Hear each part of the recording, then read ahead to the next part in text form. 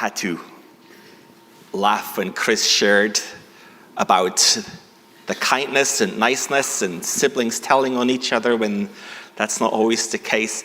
I shared with you this story before. A couple of years ago, I went to get ice cream with my kids downtown in Ivanacones, and the person behind the counter says to me, "I'm impressed how chill you are with your kids."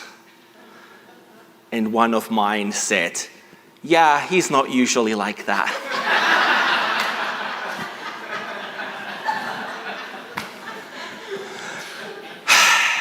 Kindness, peace, gentleness, self-control, the fruits of the Spirit.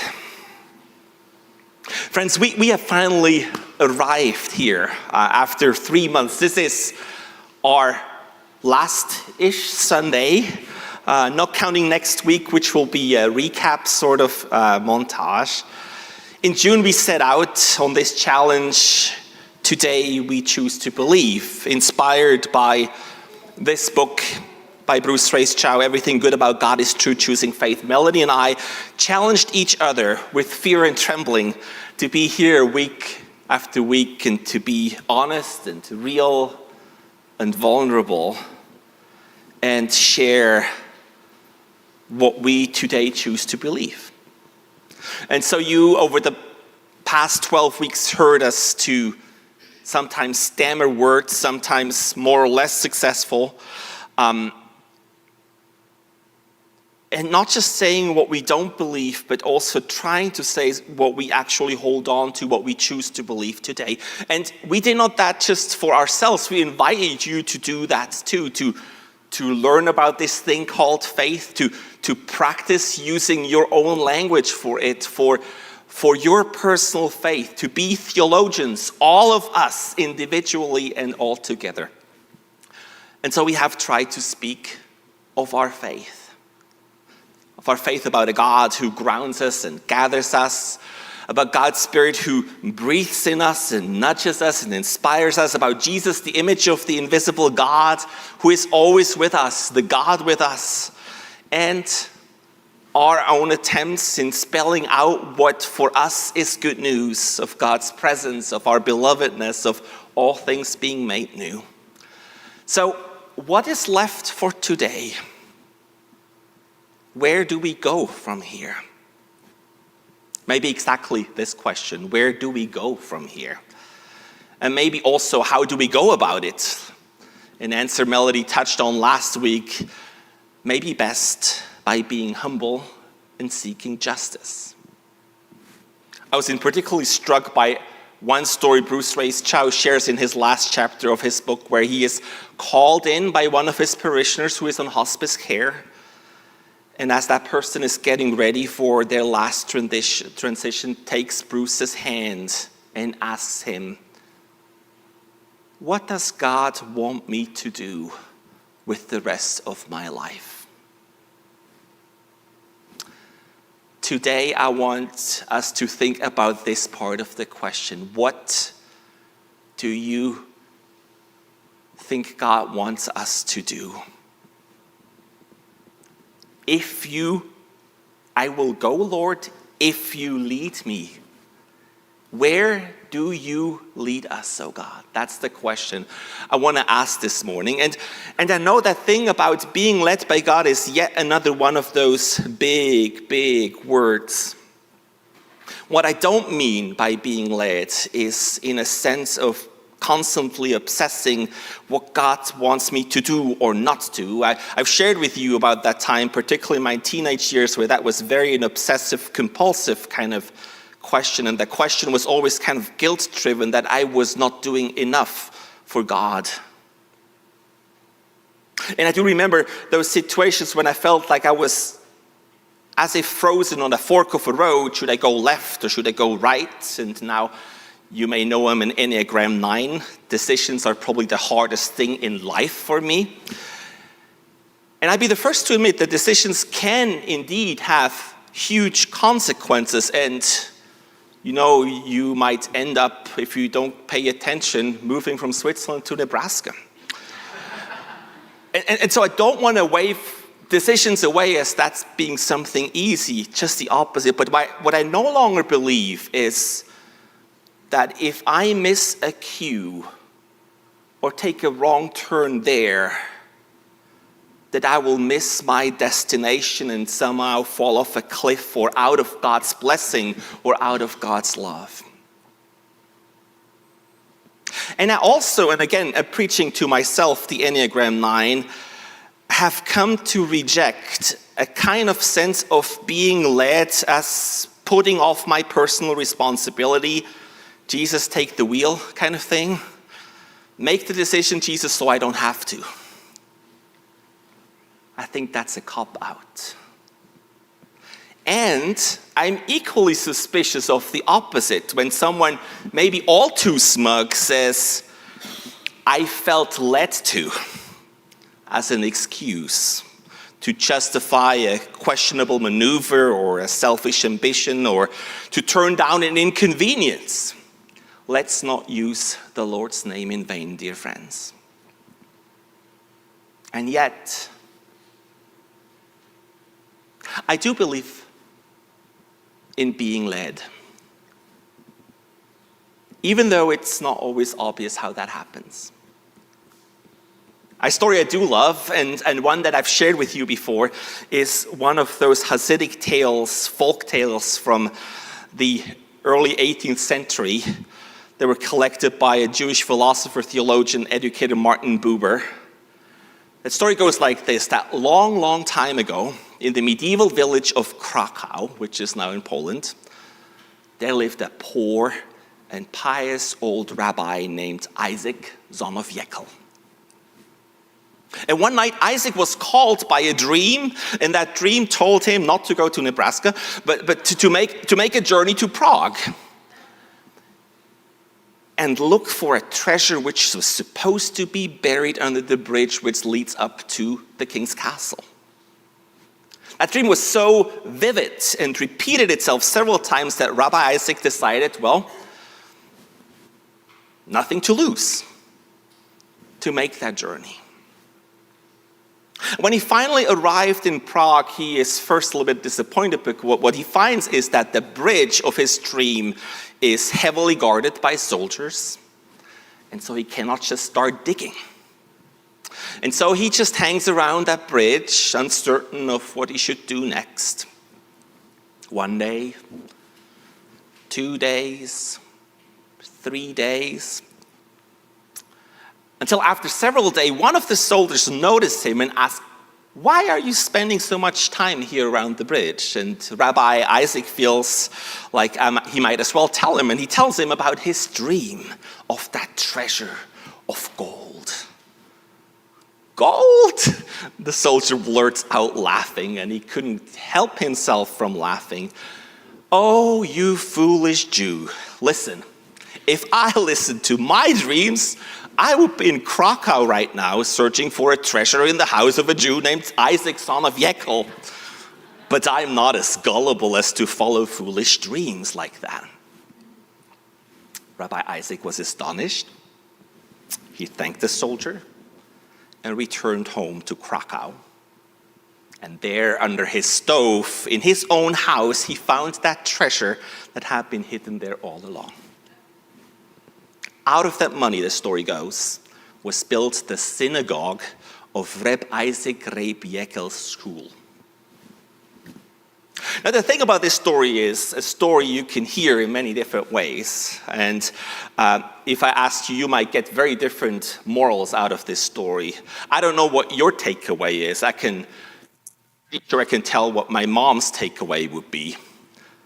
I knew it all along. There's no place like home. Why need to go anywhere, son? Because for me, it's not.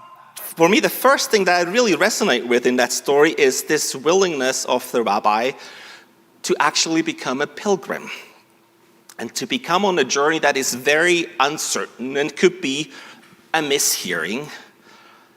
What impresses me is his openness and responsiveness. And I read this not just an outward thing, as if when someone is telling you, you need to do this.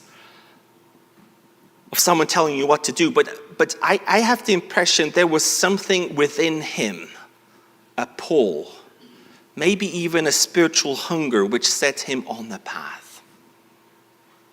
A story, a dream, a longing, a passion.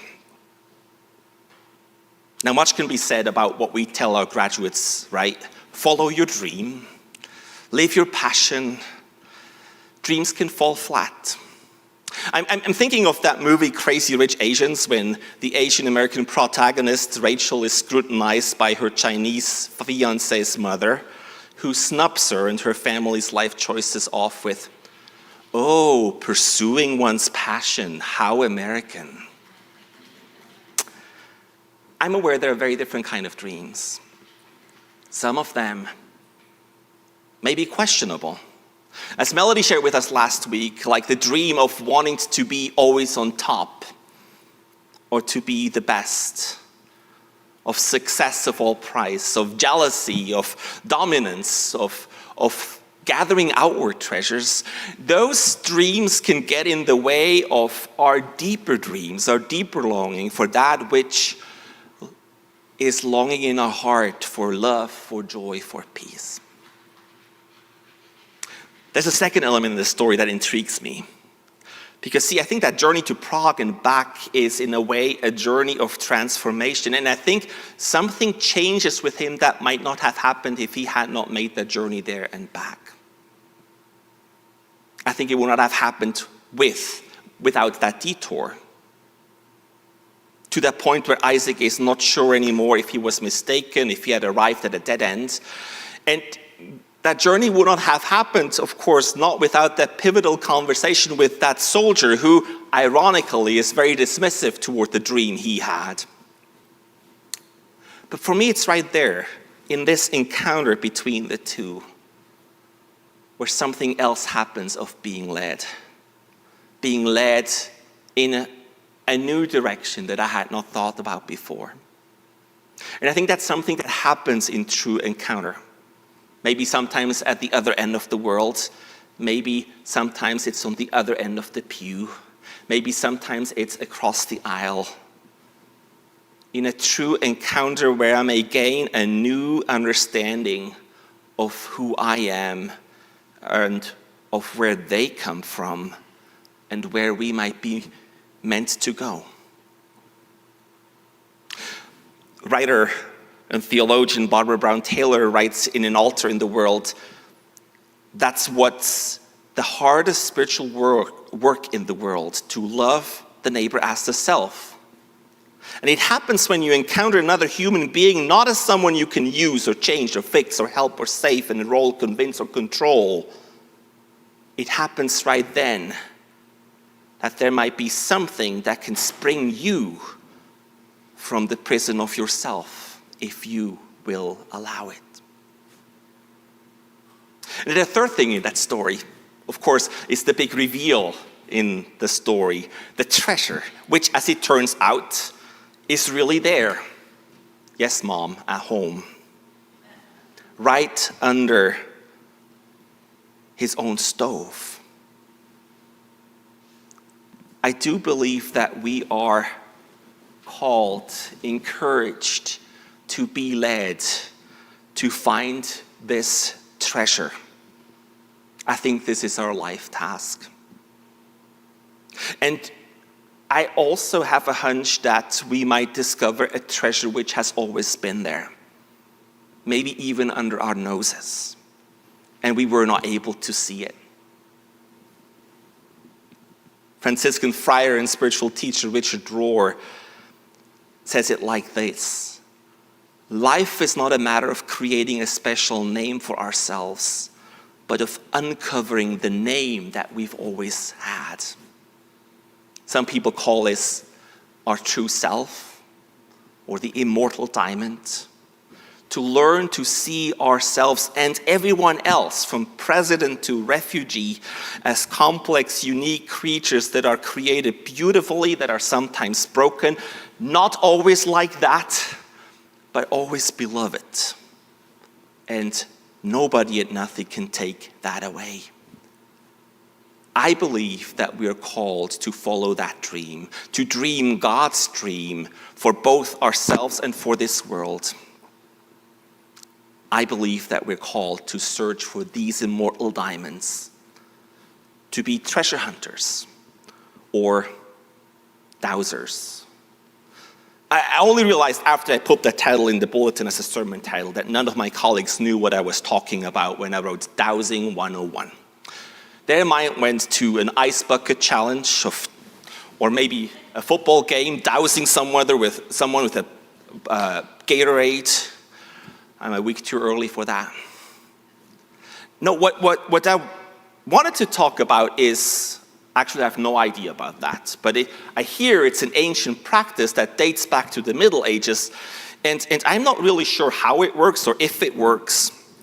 Some people, they use twigs of wood or metal to try to determine somewhere a water line. Heard of that? Today, the utility locator would probably use a line transmitter, which was much easier. But I encountered this metaphor in a poem by one of my favorite Swiss theologians and authors, Kurt Martin. And unfortunately, that poem is not translated in English, and if I were to translate it, I'll butcher it. So I kind of have to tell you the gist of it. So what he talks about is, when we think of God's Spirit, we can think of God's Spirit at work in different ways.